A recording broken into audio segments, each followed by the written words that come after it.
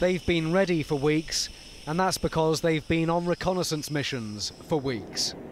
Now these RAF Tornadoes are preparing to be loaded and armed. Their target this time is Islamic State, but comparisons are inevitably being drawn with previous invasions of Iraq.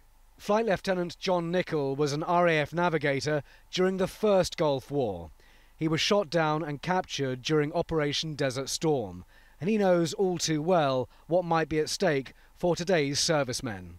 The reality is that the men and women of the Royal Air Force are normal human beings, and I certainly had fear, trepidation, anxiety about what the day might bring. But in the moments when you take off, in the moments when you're readying yourself for the attack, then those fears, those concerns must be pushed to one side. Britain now looks set to join the US, which began a series of airstrikes in Iraq last month and in Syria this week. The MOD previously sent humanitarian aid planes to Iraqis fleeing IS, but this will be the first time they've targeted the enemy directly. The RAF has 6 Tornado GR-4 fighter bombers in Cyprus preparing for action. Each can seat 2 crew, a pilot and a navigator, and carry a range of weapons, including paveway bombs to target small compounds and supersonic brimstone missiles to hit moving targets such as vehicles. It's hoped previous conflicts mean this time our pilots are better prepared.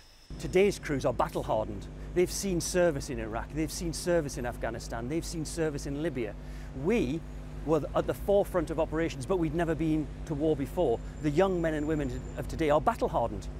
They're experienced, they know what to expect. But even if you know what to expect, sometimes the unexpected happens. The coalition airstrikes this week have already taken out many IS command centres. But this campaign has been compared to a marathon, not a sprint, and the RAF is about to enter the running.